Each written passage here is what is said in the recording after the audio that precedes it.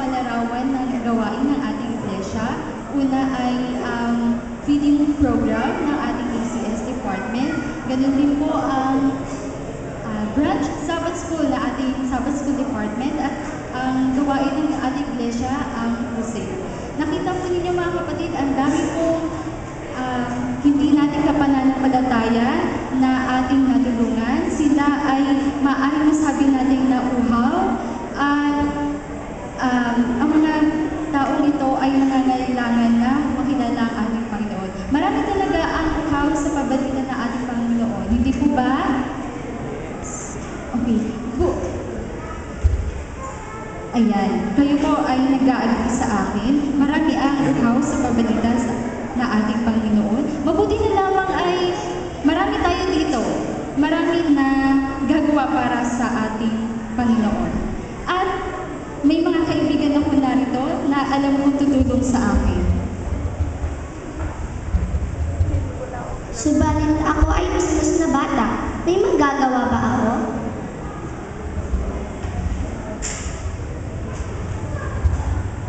Ako naman, may edad na. May magagawa pa ba ako?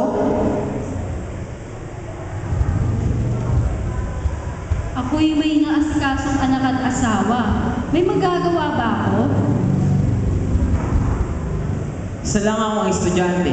May magagawa ba ako?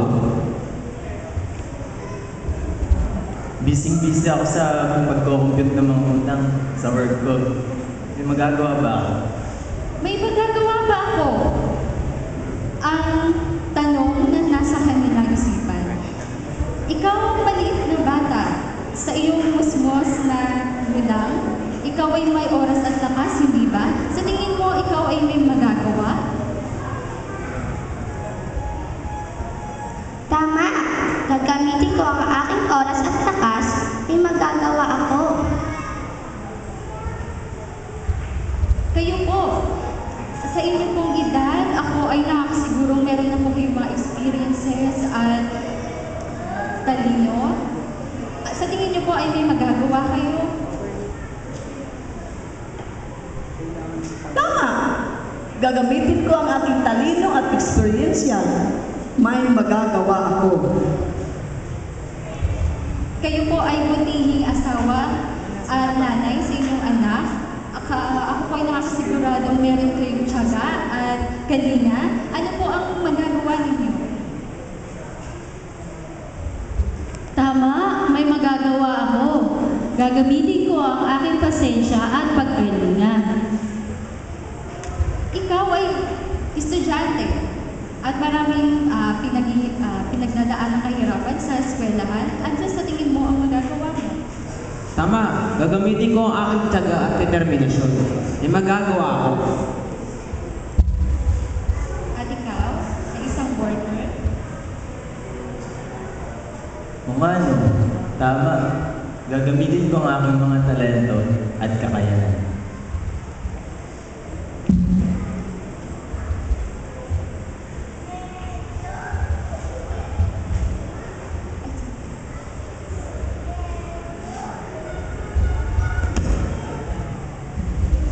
Ayan. Mga kapatid, alam niyo po bang hindi niyo kailangan iwan ang laruang ito, musmus na bata at nanay?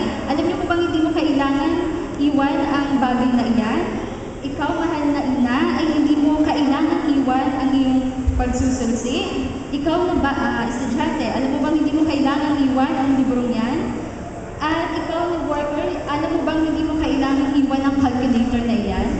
Sa ating pong paglilingkod sa Panginoon, ang sabi po niya sa Biblia, occupied till I come. Kung ano ang ating role sa mundong ito ay ating gampanan. Yan ang nais ng ating Panginoon. Ngunit, nais ng Panginoon na habang ginagampanan natin ang ating role sa mundong ito, tayo rin naman ay gumagawa sa Kanya. Kayo po ay may malaking bahagi upang mapalagan ang pagbabalita sa ating Panginoon.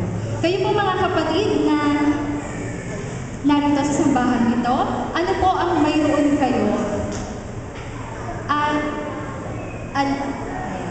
Alam ko na kung ano ang mayroon kayo ay magiging bahagi yan upang kayo ay may magawa para sa ating para sa pagpapalagan